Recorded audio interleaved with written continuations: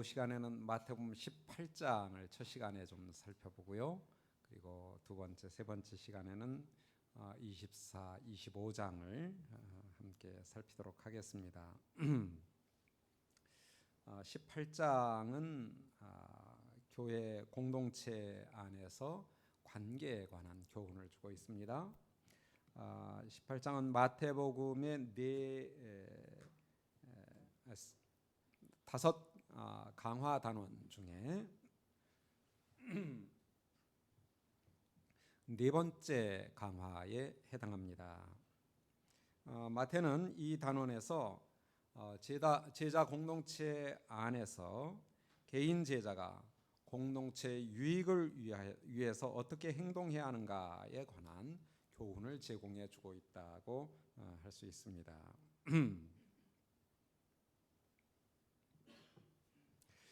마태는 제자 공동체가 삶을 함께 나누는 가운데 직면하게 되는 몇 가지 중요한 문제들을 어린아이, 작은 자, 형제 이러한 주제상 상호 상관된 연관된 대상들을 중심으로 해서 다루어 나가고 있습니다.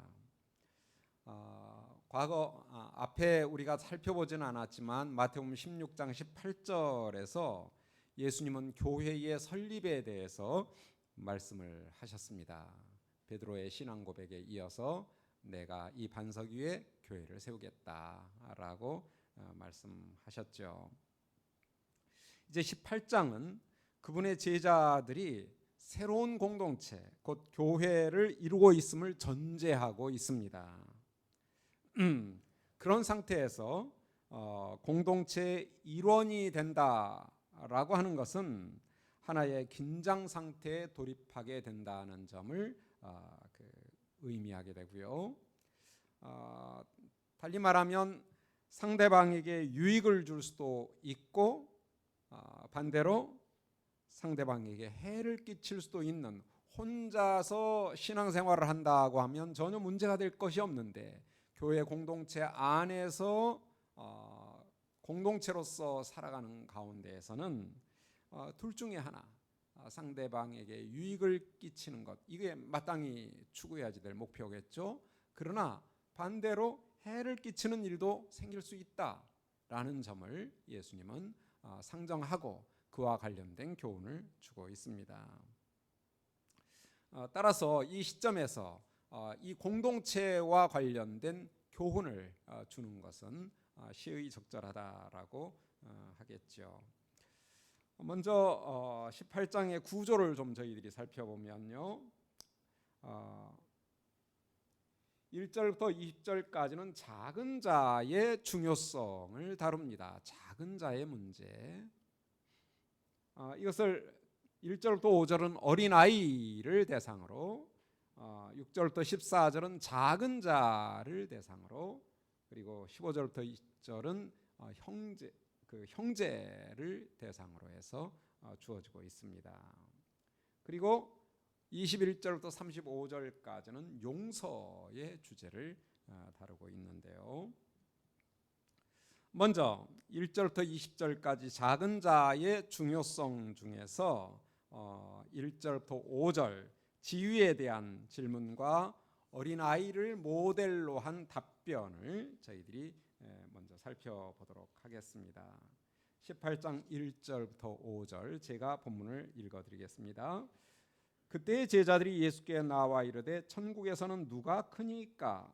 예수께서 한 어린아이를 불러 그들 가운데 세우시고 이르시되 진실로 너희에게 이르노니 너희가 돌이켜 어린 아이들과 같이 되지 아니하면 결단코 천국에 들어가지 못하리라. 그러므로 누구든지 이 어린 아이와 같이 자기를 낮추는 사람이 천국에서 큰 자니라. 또 누구든지 내 이름으로 이런 어린아이 하나를 영접하면 곧 나를 영접함이니. 하늘나라에서는 누가 큽니까? 라는 질문은 제자 집단 안에서 누가 최고인가를 결정하고자 하는 그러한 관심의 표현으로 보입니다. 여기서 사용된 동사가 에스틴, 현재형 동사입니다. 이러한 사실은 제자들의 관심이 미래 완성될 하나님 나라보다는 현존하는 하나님 나라에서 누가 크냐, 현재 이 공동체 안에서 누가 크냐, 이 문제를 다루고 있는 것으로 보입니다. 제자들은 왕이신 하나님의 아들로서 현존하는 하나님 나라에서 누가 가장 높은 지위를 차지하고 가장 큰 특권을 누릴 것인가에 관한 관심을 표현하고 있습니다. 그래서 2절에서 예수님은 제자들에게 말로 답변하시기에 앞서서 한 어린아이를 가까이 부르시고 그들 가운데 세우십니다. 여기서 예수님은 어린아이를 시각 자료로 활용하고 계시는 것이죠. 이는 말로 하시는 교훈의 의미를 좀 더 실감나게 강조하기 위한 그러한 그 수단이 아닌가 싶습니다. 이제 3절에서 마태가 즐겨 사용하는 도입구가 있는데요, 진정으로 내가 너희에게 말한다, 이 도입구입니다. 마태복음에서 굉장히 자주 사용되는데요, 31번이나 사용됩니다. 거기에 비해서 마가는 13번, 누가는 6번 사용되니까 특별히 마태가 이 도입구를 많이 사용하는 것을 우리가 확인하게 되죠. 진정으로 내가 너희에게 말한다. 이것은 뒤이은 교훈의 중요성에 무게를 더하고 있습니다. 뒤이은 예수님의 교훈이 무엇이죠? 매우 단호한 교훈입니다. 만일 너희가 돌이켜 어린 아이들처럼 되지 않으면 결코 하늘나라에 들어가지 못한다. 이는 단순히 하나님 나라에서 지위를 결정하는 것에 관한 교훈만이 아닙니다. 하나님 나라에 아예 들어가지 못할 수도 있다라는 위험성을 알리는 아주 엄중한 경고입니다. 돌이켜라고 번역되어 있는 스트라페프테라는 동사는 히브리어에서 슈브에 해당하는 것을 염두에 둔 표현으로 보입니다. 그럴 경우에 이 동사는 회개에 해당할 정도로 철저하고 전격적인 변화, 지금 저자들은 누가 가장 큽니까? 라는 질문을 던졌는데 그 질문 자체의 관심을 완전히 뒤집어 엎는, 방향을 완전히 바꾸는 회개에 해당할 정도의 전격적인 철저한 변화, 관심의 전환, 이것을 의미하는 것으로 보입니다. 여기서 어린아이들처럼은 어린아이들의 성품 내지는 윤리적인 자질과 연결해서 이해하는 경우들이 있는데요, 어린아이들처럼 된다 할 때 어린아이의 순진함, 순수함, 순결함, 단순함 등등 어린아이처럼 되려면 이래야 됩니다, 이렇게 윤리적인 방식으로 설교하는 경우들이 있는데 여기서는 그런 어린아이들의 성품이 문제가 되는 것 같지는 않습니다. 왜냐하면 이 교훈이 비롯된 제자들의 질문 자체가 성품과 관련된 것이 아니라 지위와 관련된 것이었습니다. 그러니까 여기서 어린아이가 교훈의 대상으로 사용된 것은 뭔가 지위와 관련된 교훈의 도구인 것이 분명하고요.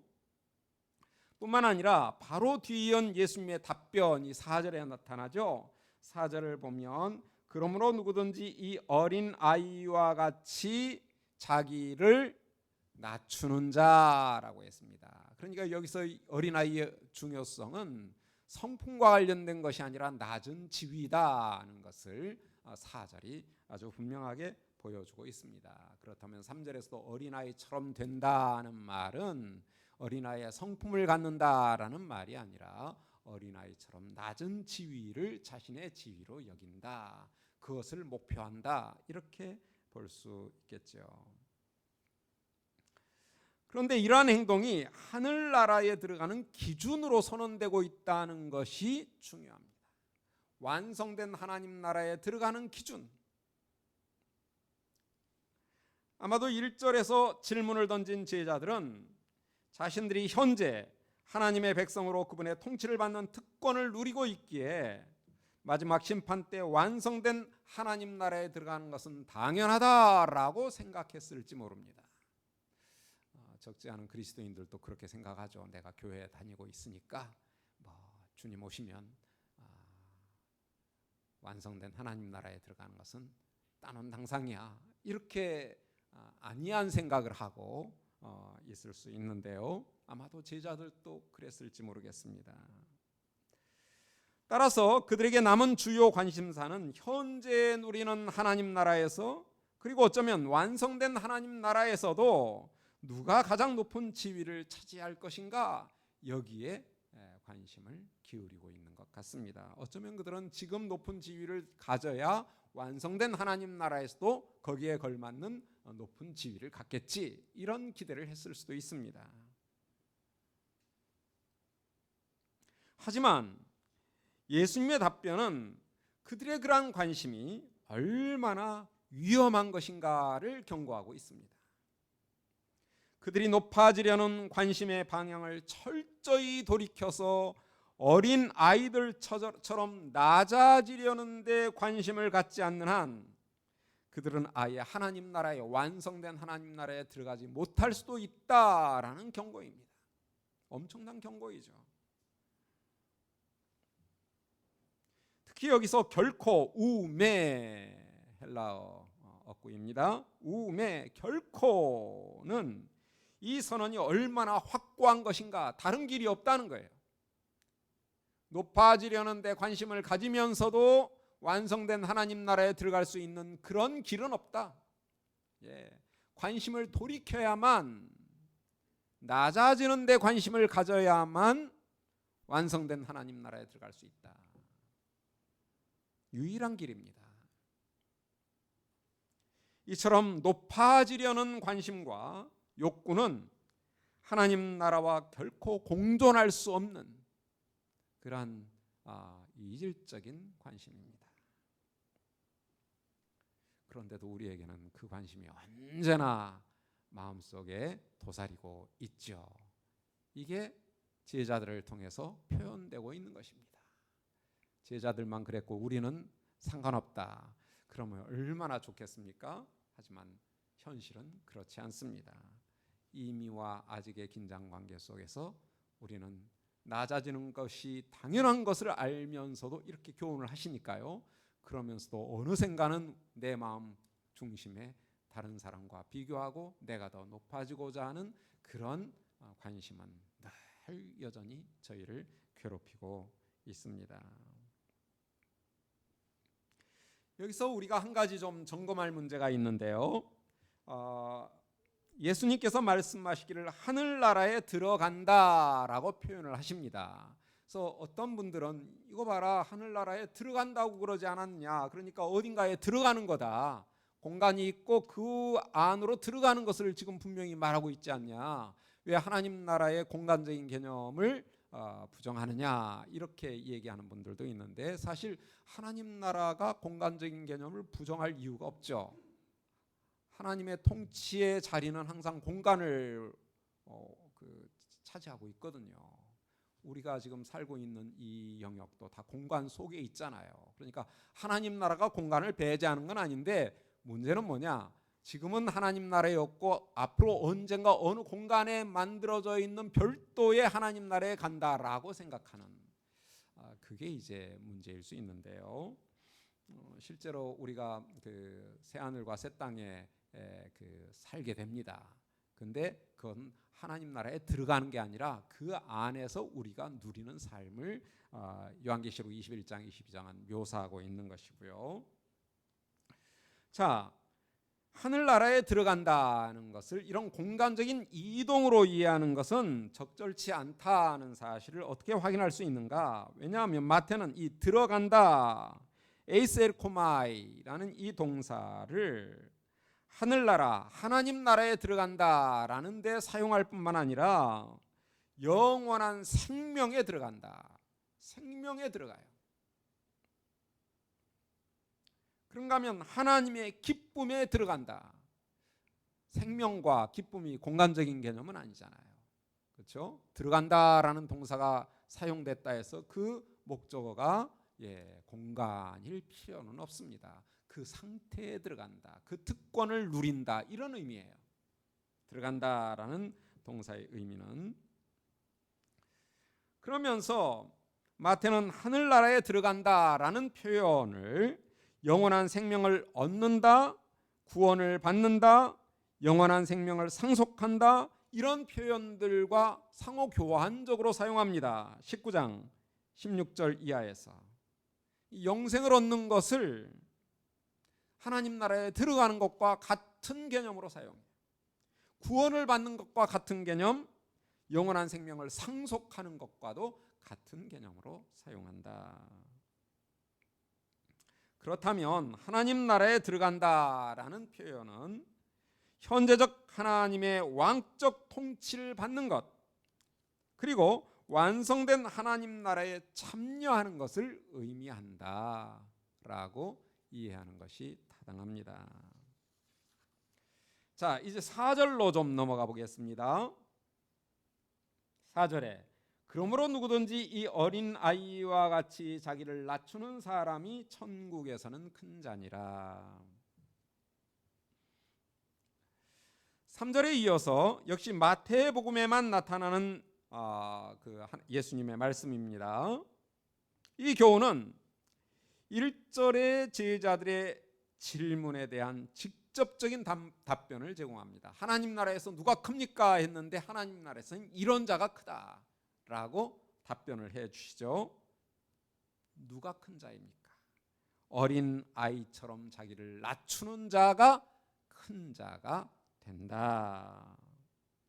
현재적 하나님 나라에서 자기를 낮추는 자가 영원한 완성된 하나님 나라에서 큰 자로 인정을 받는다. 현재 이미의 측면과 아직의 측면에 상반된 지위의 관계를 보여줍니다. 지금은 낮아져야 앞으로 완성된 하나님 나라에서 높아진다. 지금 낮아져야 큰 자가 된다. 여기서 그러므로로 4절이 시작이 되는데요. 이 그러므로는 이 답변이 4절의 답변이 3절의 논점에 기초하고 있다는 것을 확인해 줍니다. 3절에서 어린아이처럼 된다라는 말의 의미가 뭔가는 여기에서 이제 아주 분명해지죠. 그것은 어린아이처럼 자신을 낮추는 것을 뜻합니다. 자기를 낮춘다. 그런데 그러면 여기서 낮춘다라는 말의 의미는 뭔가도 좀 생각을 할 필요가 있습니다. 우리가 성경을 읽을 때 한국말이 이해가 되면 그 의미가 이해됐다라고 착각할 수가 있습니다. 근데 단어의 의미는 분명히 이해가 되는데 그 단어가 어떤 의미로 사용된지를 깨닫는 것은 또 별개의 문제입니다. 어린아이처럼 된다라는 말이 자기를 낮추는 것이다라는 건 우리가 확인을 했어요. 그러면 자기를 낮춘다라는 말은 또 뭔가? 자기를 낮춘다라는 말의 실질적인 의미는 뭔가? 여기서 자기를 낮춘다는 말은 단지 겸손한 감정이나 그런 성품을 갖는다라는 의미로 국한되어서는 안 될 것입니다. 물론 그걸 포함하죠. 자기를 낮추는 사람들은 겸손한 감정과 그런 성품을 갖추는 것이 기본적으로 필요합니다. 근데 그걸로 끝나는 게 아니라는 거예요. 그렇다고 해서 사회적인 지위가 낮아진다 이런 의미도 아닌 것 같습니다. 학교의 교장 선생님이 신임 교사가 된다든지 회사의 회장님이 신입 사원이 된다든지 이런 어떤 의미는 아닌 것으로 보입니다. 자, 그러면 낮아지는 겸손한 성품도 아니고 그게 국한되는 것도 아니고 아니면 사회적 지위가 낮아지는 것도 아니라면 과연 여기서 낮아진다라는 말의 실질적인 의미는 무엇일까? 그것은 아마도 자기가 어떤 사회적 지위에 있든지 간에 그 사회적 지위가 아무것도 아닌 것처럼 여기고 지극히 사회적 지위가 낮은 자처럼 행동하는 것. 그래서 비록 높은 지위에 있다 할지라도 그 높은 지위의 권리를 사용하지 아니하고 아무런 권리도 없는 자처럼 살아가는 것, 그게 낮아짐의 실질적인 의미다라고 말할 수 있을 것입니다. 어린아이는 그러하거든요. 어린아이는 자기의 권리 주장을 하지 못해요. 시키는 대로 하고, 주면 주고 받고 안 주면 못 받는 거예요. 그게 어린아이의 처지입니다.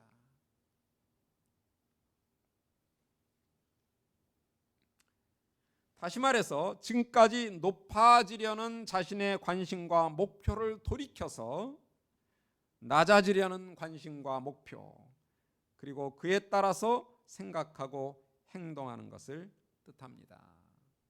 그래서 이걸 좀 더 구체적으로 말하자면, 우리가 예수님께서 교훈하신 그 내용 속에서 그 구체적인 의미를 좀 살펴볼 수 있을 것 같은데요. 큰 자와 작은 자, 높은 자와 작은 자에 대한 예수님의 교훈을 좀 살펴보겠습니다. 크고자 하는 자는 하늘나라에 들어가지 못한다.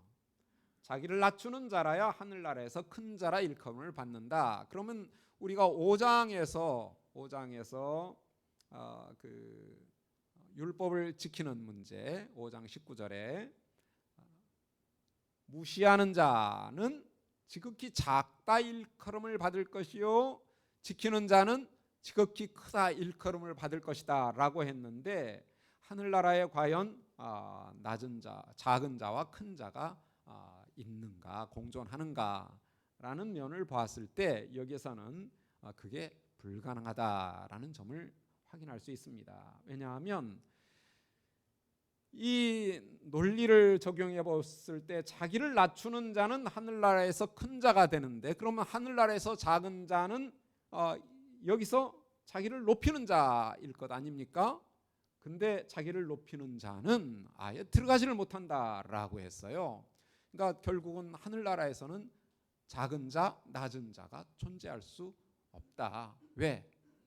논리적으로 하늘나라에서 낮은 자, 작은 자가 되려면 이 세상에서 큰 자, 높은 자가 되어야 하는데 그들은 아예 하나님 나라에 들어가지를 못하니까. 그런데 관심을 두는 자는 아예 못 들어가니까.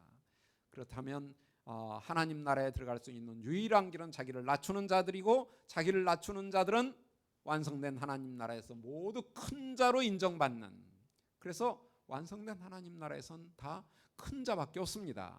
큰 자의 그 지위가 뭘까요? 예, 왕입니다. 왕. 모든 하나님의 백성은 새 하늘과 새 땅에서 왕으로 역할을 할 것이다. 요한계시록 22장에 잘 나타나죠. 왕으로 행동할 것이다. 특권을 누릴 것이다. 왕은 가장 높은 지위잖아요. 그러니까 우리 모두가 다 왕이 될 거예요. 완성된 하나님 나라에서 모두 큰 자가 된다는 것이죠. 왕 아래 하인들이 존재하는 그러한 나라가 아니에요. 모두가 왕인 나라죠. 그래서 그 5장 19절에 지극히 작다 일컬음을 받을 것이다 라는 말은 어찌 보면 비유적인 표현이다, 이렇게 이해하는 것이 타당할 수 있겠다는 점을 우리가 좀 생각해 보고요. 물론 다른 해석이 불가능한 것은 아니고요. 자, 그런데 20장 26절에 보면 이런 교훈이 있습니다. 섬기는 자는 큰 자가 되고 종이 첫째가 될 것이다 라고 했어요. 그러면 여기서 낮추는 자가 큰 자가 된다 했는데, 그 낮추는 자를 구체적으로 예수님은 섬기는 자다, 종이다, 이렇게 표현을 하고 있어요. 그러니까 자기를 낮춘다라는 실질적인 의미가 뭐냐? 예수님은 섬기는 것이다 라고 말하고 있는 것 같습니다. 그렇죠. 자기의 권리 주장을 하지 아니하고 가장 낮은 자처럼 사는 것은 종처럼 사는 것인데, 종의 본분이 뭔가요? 주인의 명령에 순종하는 것이고 섬기는 것입니다. 그럼 우리는 항상 섬기는 삶을 사는 제자의 본분이 그거다라고 얘기할 수 있지 않을까 싶고요. 자, 그런 점에서 이제 4절의 의미는 매우 구체적으로 분명합니다. 이 세상에 살면서 하나님의 통치를 받는 하나님 나라를 누리는 자들의 삶은 언제나 지극히 낮은 자로서의 삶을 사는 것이고, 그 결과 남을 섬기는 자, 종의 모습으로 사는 것이다 라고 말할 수 있겠죠. 근데 이러한 모습은 누구에게서 그 모본을 확인할 수 있는가? 우리 마태복음 20장을 보겠습니다.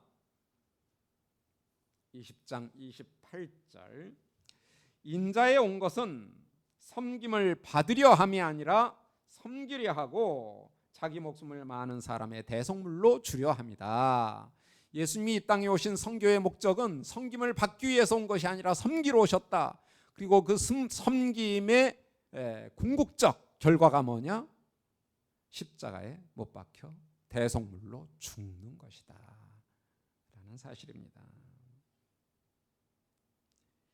예수님은 지극히 높은 하늘 보좌에서 땅의 인간으로, 그것도 섬기는 종의 모습으로 오셔서 자신의 목숨을 사람의 대속물로 주신 분이십니다. 그러나 하나님께서 그분을 일으키시고 지극히 높이셔서 하나님의 오른쪽에 앉히게 됩니다. 우리 그런 사실을 바울이 이렇게 말하죠. 빌립보서 2장 6절 이하에 그는 근본 하나님의 본체시나 하나님과 동등됨을 취할 것으로 여기지 아니하시고 오히려 자기를 비워 종의 형체를 가지사 사람들과 같이 되셨고 사람의 모양으로 나타나사 자기를 낮추시고 종의 형체 낮추시고 죽기까지 복종하셨으니 낮춤의 궁극적 목표가 죽기까지 복종하는 거예요. 십자가에서 죽으심이라. 가장 낮아진 사건, 그게 십자가 사건이라는 것입니다.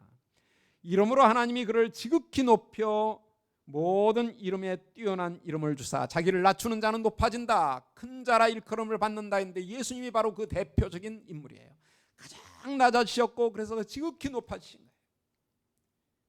제자들에게도 마찬가지인 것이죠. 이러한 왕이 통치하는 나라에서 그 통치를 받는 제자가 자기를 낮추는 것은 지극히 당연한 것입니다. 그러니까 이 땅에서 뭔가 내가 권리를 주장하려고 하고 내가 높아지려고 한다면 예수님의 제자 되는 것을 포기하는 것이에요. 그건 예수님의 통치와는 너무나 어울리지 않는. 왜요? 우리의 왕이 이 땅에 섬김을 받으러 오신 게 아니라 섬기러 오셨고 높아지려 오신 것이 아니라 낮아지려 오셨기 때문에, 그러면 그 제자도 낮아지는 것이 본질적으로 꼭 기대되는 바이다. 지극히 당연한 것이죠. 과연 교회 안에 이런 낮아짐의 목표가 최상의 목표로 공유되고 있는지 늘 우리는 점검해 볼 필요가 있는 것 같습니다. 어느샌가는 높아지려고 하는 그러한 관심들이 막 살아나거든요. 그럴 때마다 예수 그리스도의 십자가의 도를 깊이 묵상하는 것이 그러한 위험으로부터 벗어나는 첩경이라 생각이 되고요. 이제 5절을 보십시다. 18장 5절입니다.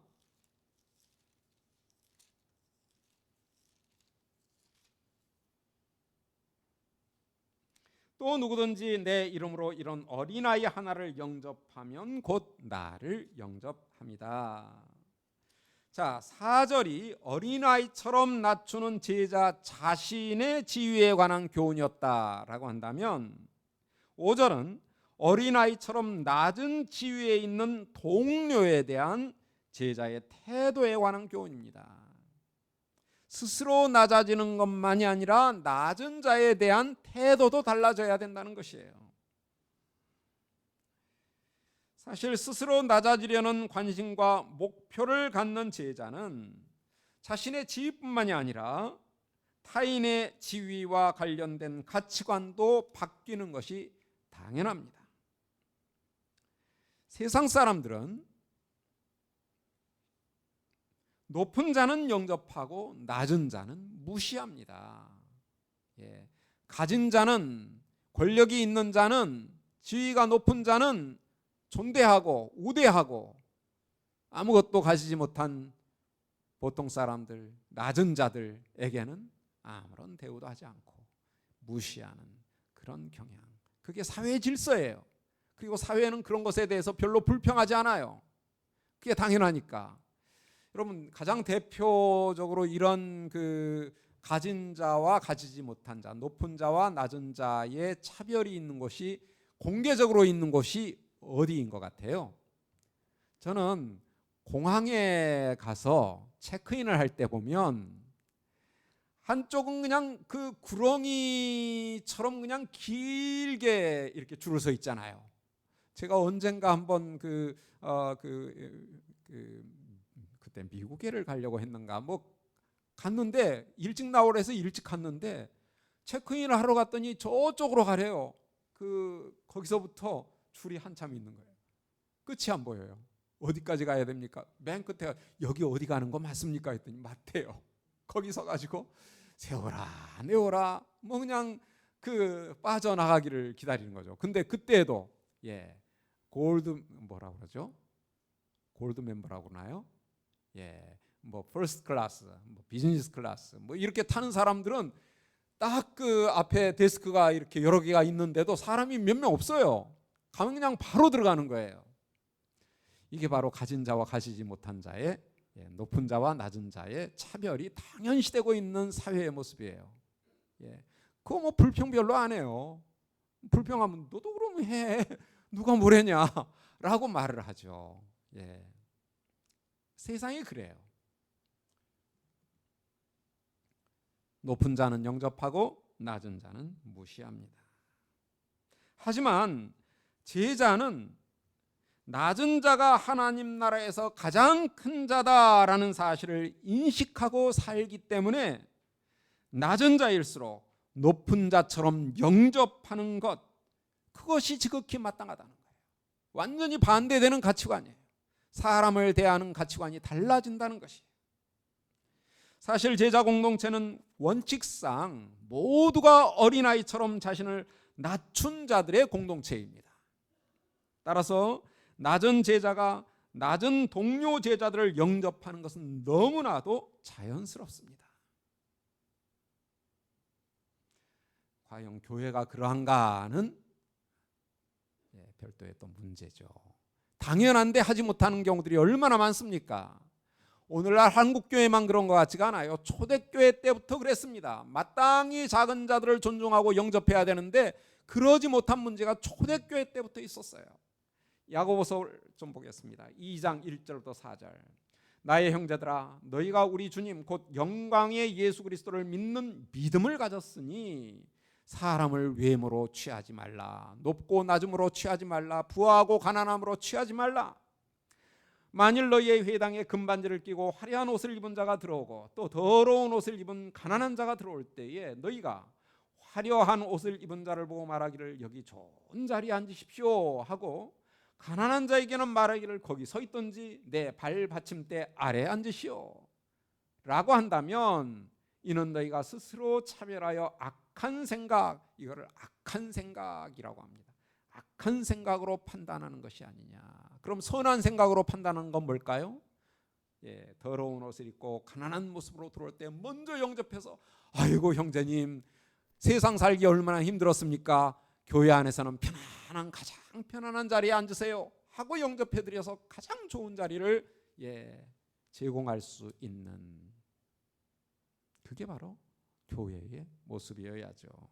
그러나 야고보 사도가 볼 때 그 공동체는 그러지 못한 모습을 발견했던 것 같습니다. 오늘날 우리 교회라고 예외가 아니죠. 교회 안에 항상 세상의 지위가 교회 안에까지 들어와서 영접받고 차별받는, 무시당하는 이러한 문제. 그러나 이것은 예수님께서 매우 심각하게 경고하는 부분이라는 것을 우리가 기억할 필요가 있고요.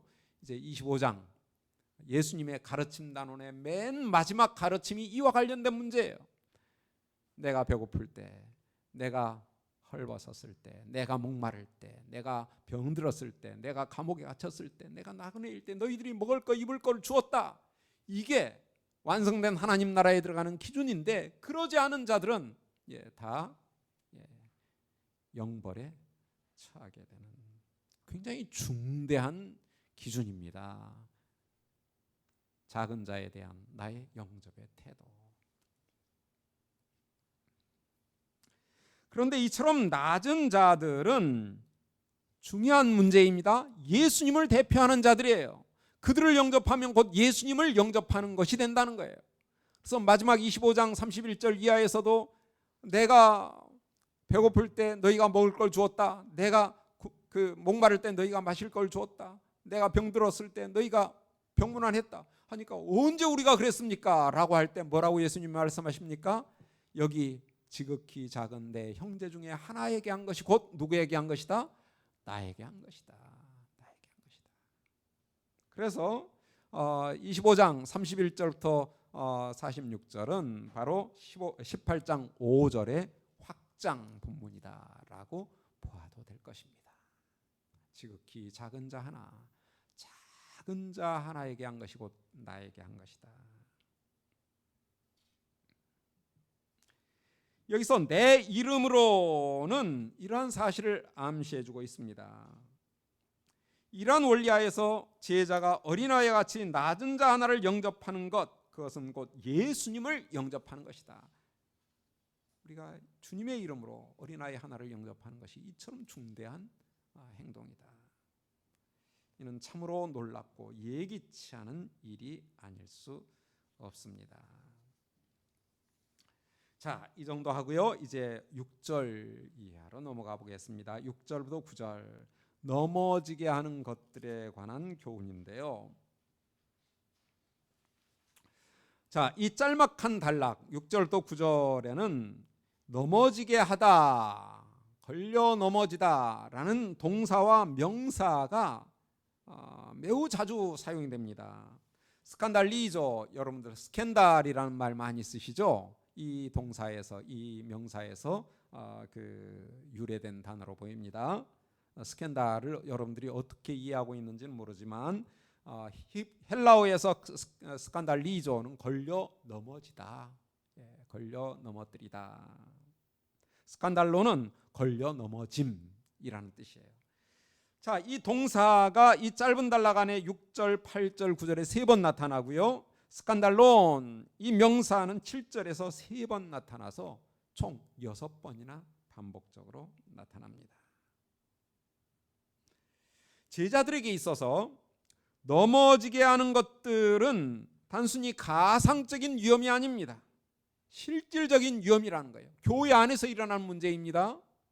그러니까 아까부터 말씀드려왔듯이 여러분들이 잘 알고 계시겠지만 교회 안에 있다 해서 안전한 게 아니라는 거예요. 왜요? 교회 안에도 걸려 넘어지는 일들이 끊임없이 있으니까. 그래서 예수님은 지금 경고하는 것입니다. 이걸 조심해라, 경계해라. 그런데 이 넘어지게 하는 문제는 두 요인이 있습니다. 하나는 우리 자신 안에 있을 수도 있고요, 하나는 밖으로부터 오는 위험이 있을 수도 있습니다. 밖으로부터 오는 것은 세상으로부터가 아니라 교회 공동체 안에 다른 사람으로부터 오는, 그러니까 교회 공동체 안에 모두가 서로의 구원을 위해서 계속 세워나가는 그러한 공동체가 이상적인데, 교회 공동체 안에 있는 어떤 사람이 다른 사람을 걸려 넘어뜨리는 일이 있다는 거예요. 얼마나 안타까운 일입니까? 그런데 그런 일이 있다는 거예요. 6절 7절을 보겠습니다. 누구든지 나를 믿는 이 작은 자 중에 하나를 실족하게 하면 차라리 연자맷돌이 그 목에 달려 깊은 바다에 빠뜨려지는 것이 나으니라. 실족하게 하는 일들이 있음으로 말미암아 세상에 화가 있도다. 실족하게 하는 일이 없을 수는 없으나 실족하게 하는 그 사람에게는 화가 있다. 실족하게 하는 일들이 없으면 좋겠는데 있다는 거예요. 있다는 거예요. 그리고 실족하게 하는 자에게는 화가 미치게 된다. 그러니까 어떤 사람을 실족하게 할 그런 상황이라면 차라리 상대방을 실족하게 하기 전에 너가 연자매 맷돌을 목에다 달고 바다의 가장 깊은 곳으로 빠뜨림을 당해서 수장형 당하는 것이 낫다. 그러면 너의 육체적인 목숨은 죽겠지만 너의 영혼은 살 것이기 때문에 그게 차라리 낫다. 그 말은 형제 중에 하나를 걸려 넘어뜨린다는 것은 영벌에 처해질 일이다. 굉장히 심각한 문제입니다. 교회 공동체 안에서 서로가 서로와 싸워서 누군가를 걸려 넘어뜨리 떨어져 나가게 한다면 떨어져 나간 자도 떨어져 나가지만 그렇게 한 사람도 영벌에 처하게 되는 그러한 위험한 사건이다. 근데 이런 일이 없지 않다는 거예요. 예수님께서는 경고하고 계십니다. 그러니 우리가 이런 가능성에 대해서 경계심을 늦추지 말아야죠. 그런데 이런 위험은, 걸려 넘어지고 떨어져 나가는 위험은 다른 사람으로부터만 오는 것이 아니고요, 자기 자신 안에서도 생긴다는 거예요. 이와 관련해서는 이미 간음하지 마라라는 계명이 어떻게 성취되었는가를 말씀하시는 가운데 다른 여자를 보고 음욕을 품는 자마다 이미 마음에 간음하였다. 그러니 그런 일이 일어나기 전에 만약에 내 눈이 그런 문제를 일으키려고 하면 내 오른쪽 눈을 빼버려라. 내 손이 그런 문제를 일으키려고 하면 내 손을 잘라버려라. 내적인 위험성을, 자기 안에서 생겨나는 위험성을 제거하라는 거예요. 그게 눈이 됐든지 손이 됐든지. 근데 이건 간음의 문제와 관련된 것만이 아닙니다. 음욕과 관련된 문제만이 아니라 어떤 사유로 우리가 떨어져 나갈 위험이 생긴다 할지라도 그 근원을 잘라버려라. 문제의 요소를 제거해라. 이렇게 명령하고 있어요. 여기서는 순서가 좀 달라졌죠. 손이나 발이나 눈이나, 음욕과 관련해서는 눈이 제일 먼저 나왔죠. 근데 여기서는 발의 요소가 또 추가되고 있다는 것도 주목하게 됩니다. 그러니까 우리의 모든 몸에 어떤 기관이든지 우리를 걸려 넘어뜨리게 할 수 있는 위험 요소가 있다면 그거를 제거해라. 단호하게 제거해라. 그래야만 살 수 있다. 그러지 않으면 지옥에 떨어질 수 있다. 영원한 불, 지옥불에 떨어지지 않으려면 잘라버리고 빼버려라. 이런 아주 단호한, 굉장히 과장법적이지만 그 과장법을 통해서 우리가 이런 조처를 취하는 것이 얼마나 중요한가를 가장 분명하게 강조하고 있는 그런 예수님의 교훈이라고 볼 수 있겠습니다. 이제 10절부터 14절은 잃어버린 양 비유를 통한 예수님의 교훈이 주어지는데요. 이 부분은 한 분이 좀 읽어주시면 좋겠습니다. 18장 10절부터 14절입니다. 한 분이 좀 읽어주시죠.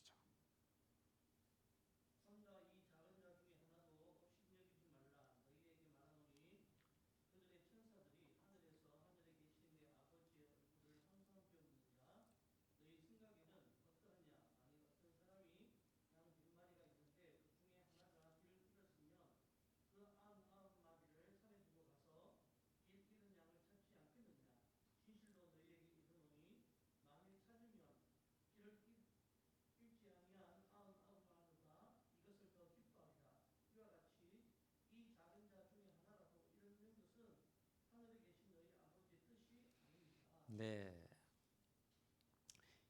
이제 작은 자가 일반적인 그리스도인 모두에 보다 명백하게 적용되고 있는 모습입니다. 그들에 대한 하나님의 관심은 예수님의 제자들에 의해서도 함께 소유되어야 한다라는 원리가 깔려 있습니다. 먼저 10절, 이 작은 자들 중에 하나라고 했는데요. 이 작은 자들 중에 하나라도 업신여기는 것은 1절부터 5절에서 언급된 진정으로 큰 자가 누구인가에 관한 원리를 제대로 파악하고 있지 못하다는 증거입니다. 어떻게 가난한 작은 자 하나를 업신여길 수 있습니까? 예수님을 영접하듯이 영접하라 했는데 그들을 업신여겨요? 그거는 있을 수 없는 일입니다. 그거는 하나님의 마음이 아니에요. 하나님의 관심이 아니에요. 하나님 앞에는 그들이 진정으로 큰 자들이에요. 하나님이 큰 자라 인정하는데 우리가 그들을 업신여겨 버린다는 것은 우리의 기준이, 우리의 가치관이 세상적인가 하나님적인가를 확인할 수 있는 시금석입니다. 하나님께는 큰 자인데 세상적으로 작은 자라고 해서 우리가 업신여겨 버린다? 있을 수 없는 일이죠. 사실 교회를 돌보는 가운데 한 개인 정도는 쉽게 무시될 수 있는 것이 오늘날 우리가 처해 있는 교회의 위험한 현실이 아닌가 싶습니다. 물론 교회가 작으면 한 사람 한 사람이 너무 소중하죠. 근데 교회가 조금씩 커지면 한 사람 한 사람의 중요성이 점점 작아지고요. 나중에 진짜 커지면 한 사람이 있는지 없는지조차도 모를 정도가 될 수 있습니다. 그러더라도 그 교회에 국회의원이 있다든지 큰 병원에 원장님이 계시다든지 그러면 모르지 않겠죠. 알겠죠. 그런데 그냥 매일 그 일터에 나가서 일하는 일용직 근로자라든지 아니면 실직해서 지금 굉장히 어려운 상태에 있는 사람들이라든지 자기 자신을 겉으로 드러내 보일 만한 아무것도 없는 사람들은 있는지 없는지도 모르고 지나갈 수 있는 그런 위험한 현실, 이게 교회의 위험한 현실이라는 거예요. 하지만 이는 내 아버지의 뜻과는 일치되지 않습니다. 왜냐? 아버지에게는 모든 사람들이 중요하기 때문에, 소중하기 때문에, 그럴수록 더 큰 자로 여기시기 때문에.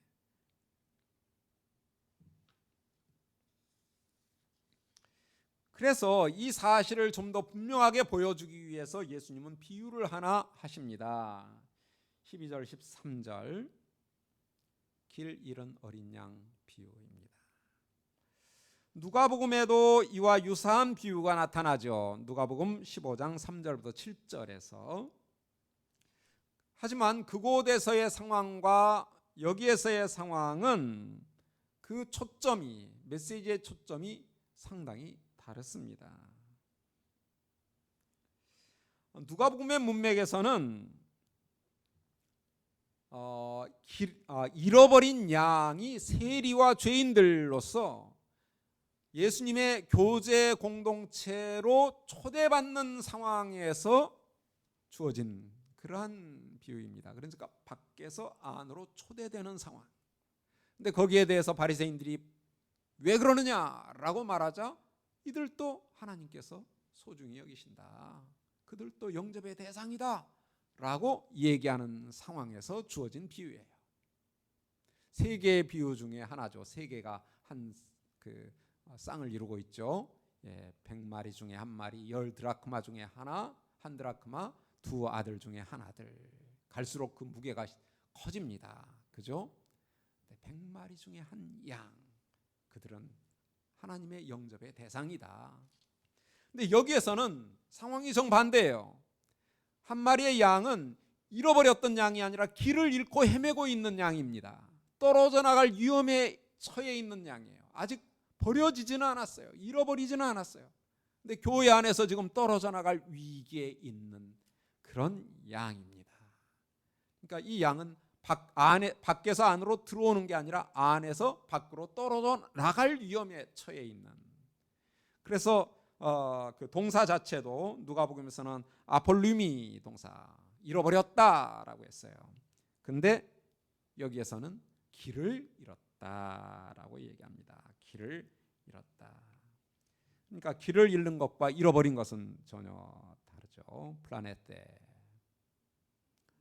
그러니까 이 비유가 상황에 따라 동사도 달라지고 그 지칭 대상도 달라지고 상황도 전혀 다르다는 것을. 그래서 똑같은 100마리 중에 한 마리의 양이지만 그 문맥에 따라 그 의미는, 적용적 의미는 매우 다르다는 것을 여러분들 기억하는 게 필요하겠고요.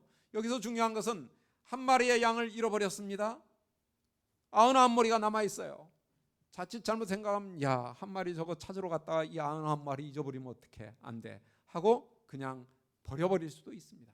계속 속썩이더니 또 결국은 길을 잃어버렸구만, 이제 그만이다 라고 생각할 수도 있죠. 그런데 하나님은 그런 분이 아니라는 거예요. 99마리를 놓고 한 마리를 찾아 나서는 분이시다. 99마리가 중요한 만큼 길을 잃고 헤매는 한 양을 중시 여기는 분이시다. 물론 이제 주석가들은 여기서 99마리면 그거 어떻게 했을까라는 이제 질문, 한 마리 찾으려고 99마리 다 잊어버리면 어떻게, 그 누구 책임이야, 이렇게 하면서 무책임한 목자다 뭐 이렇게까지 얘기하는 사람들이 있는데, 그거는 사실 1세기 당시에 목자들의 상황을 잘 몰라서 그런 것일 수 있어요. 그때 당시에 목자들은 혼자서 양들을 돌보지 아니하고 항상 적어도 2사람 정도씩은 같이 양을 돌봤기 때문에 한 마리를 찾으러 갈 때 99마리는 다른 목자에게 맡기고, 그리고 찾아 나서지 않았을까, 뭐 이런 추석들을 여러분들이 보실 수 있을 거예요. 충분히 가능한 얘기고요. 99마리는 여기서 관심의 대상이 아니에요. 그들은 안전하다는 게 전제되고 있어요. 한 마리로 말미암아 그들이 위험에 처한다, 이런 건 본문이 전제하고 있지 않아요. 99마리는 안전한데, 계속 안전하겠죠. 그런데 한 마리가 지금 위기에 처해 있다. 그럴 때 그 한 마리 어떻게 할 것이냐. 하나님은 그 잃어버린 길을 잃어버린 한 마리도 찾아 나서는 분이시다. 그 결론이 14절입니다. 이와 같이 이 작은 자 중에 하나라도 잃는 것은 하늘에 계신 너희 아버지의 뜻이 아니니라. 작은 자 중에 하나를 잃어버리는 것, 큰 자도 아닌데 이 정도 작은 자 한 명 잊어버려야 어때? 라고 생각할 수 있을지 모르지만 그건 세상적인 판단이다, 가치관이다. 하나님에게는 아무리 작은 자라 해도 덜 중요하거나 관심 밖의 대상이 아니다. 하나라도 이루어지는 것을 원하지 않는다. 이루어지는 것은, 잃어버리는 것은 하나님의 관심 밖이에요. 하나님은 철저하게 모든 양들의 안전을 지키시고자 하는 분이시다. 그러니 교회 공동체 안에 있는 성도 중에 한 명이라도 떨어져 나가는 것, 하나님께는 상상할 수도 없는 일입니다. 그런데 그런 일이 생길 수 있어요. 그래서 그런 상황에 어떻게 할 것인가를 교훈하는 것이 15절부터 20절까지의 내용입니다. 길을 잃고 헤매는 양이 있을 때 어떻게 해야 할까? 이렇게 해라 라고 예수님은 교훈하고 있습니다. 자, 한 분이 15절부터 20절까지 본문을 좀 읽어주시면 고맙겠습니다.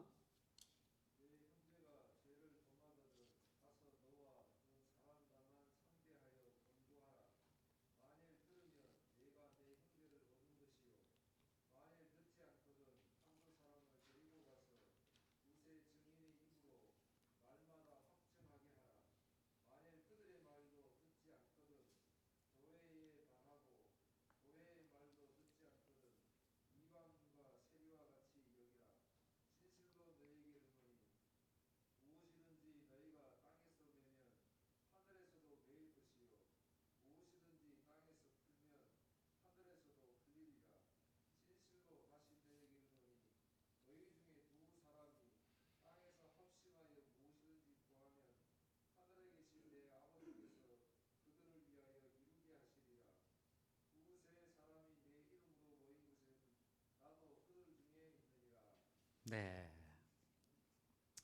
자, 14절의 하나님의 원칙이 교회 공동체 안에서 어떻게 공유될 수 있을 것인가. 하나님의 이런 관심은 교회 공동체도 함께 가져야만 되는데, 그럼 어떻게 길을 잃고 헤매는 한 마리의 양을 우리가 다시 찾아낼 수 있을 것이냐. 이 원리가 15절부터 20절 사이에서 주어지고 있습니다. 여기서 문제가 되는 것은 죄를 범한 형제를 그의 제자도로 회복시켜서 다시 얻는 문제입니다. 그를 치리해서 그냥 잘라내는 것이 아니라, 죄를 지어서 지금 위기 상황에 몰려있는 한 형제가 있다면 그를 어찌하든지 교회 공동체 안으로 안전하게 다시 맞이해 드려야만 한다는 것이에요. 그러면 다시 얻는 거예요.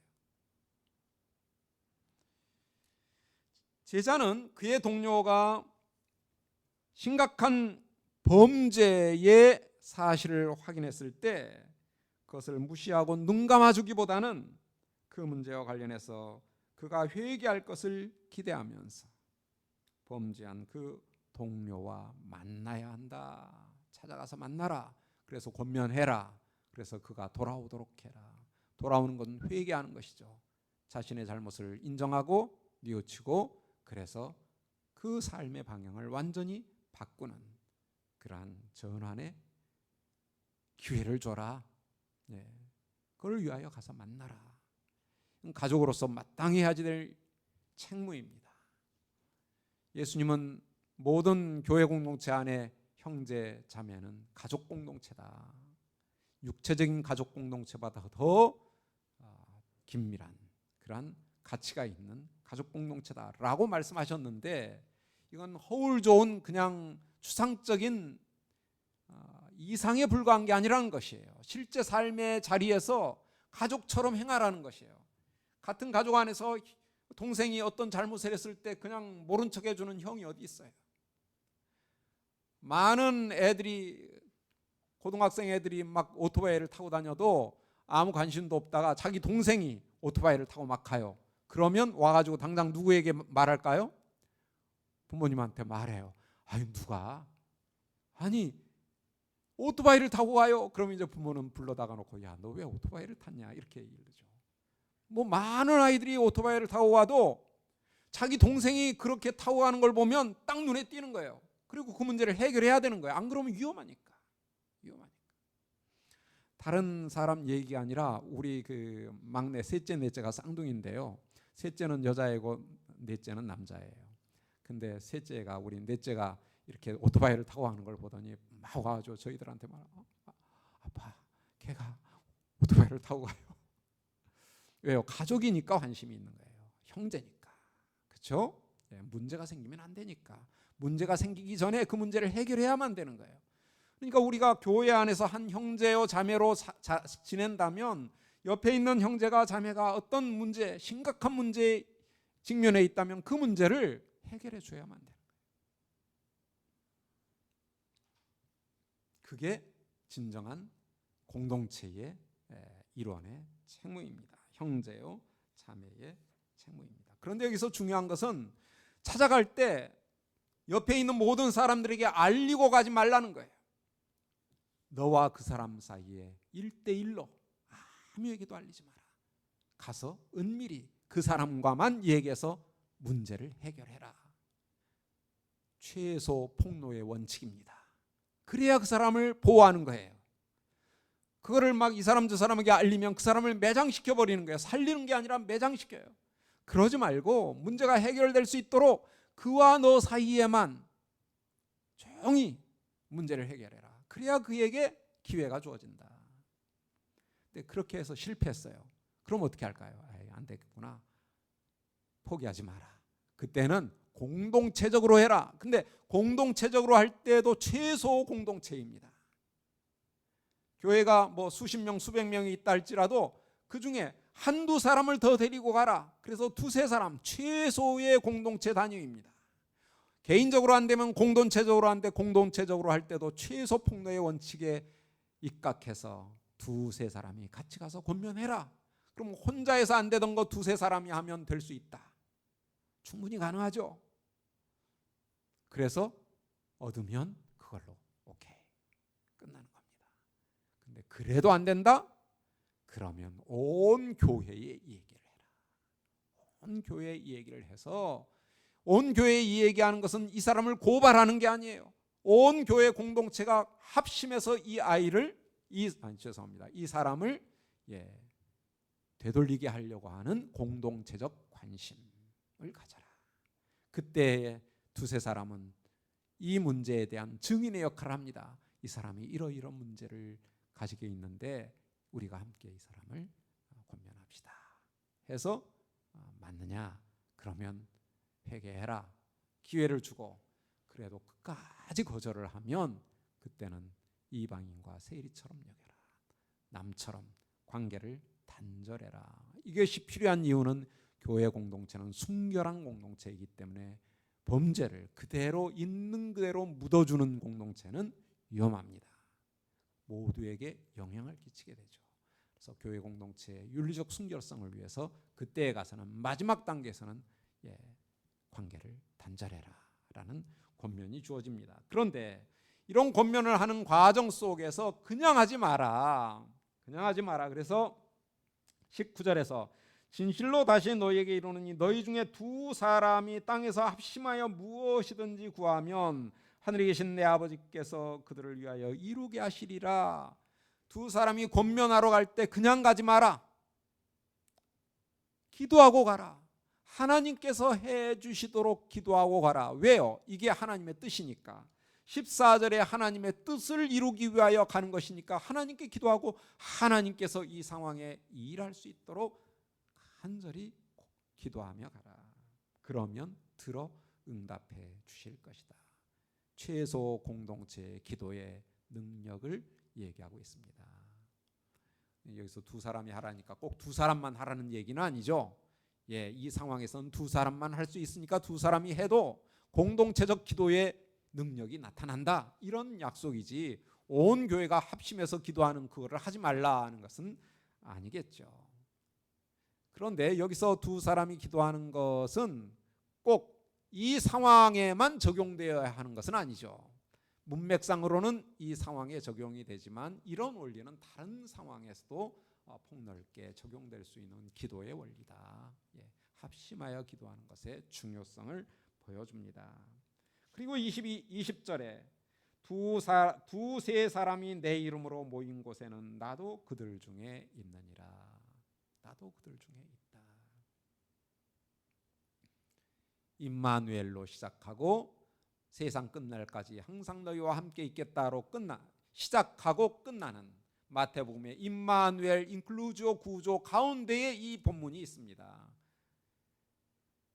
예수님의 임마누엘은 범우주적인 진리이지만 그 범우주적인 진리가 개인적으로도 공동체적으로도 적용되는 누구에게든지 두세 사람이 모여 있으면 거기에 임마누엘 하나님의 임재. 근데 하나님의 자리를 예수님이 대신하십니다. 예수님이 함께 계시면 하나님이 함께 계시는 거예요. 굉장히 그 지고한 기독론적 선언이라고 할 수 있는데요. 자, 이렇게 함으로써 하나님께서 그 지극히 작은 자 하나, 작은 자들 중에 하나에 대한 관심을 교회 공동체가 함께 공유해야 한다라는 원리를 보여주고 있다고 할 수 있습니다. 자, 21절부터 35절까지는 용서와 관련된 교훈인데요. 시간이 또 다 돼서 이 용서 부분은 저희들이 좀 남겨놓는 수밖에 없겠네요. 이제 다음 시간에는 24, 25장을 해야 되니까 자, 여기까지 해서 18장을 마치도록 하겠습니다.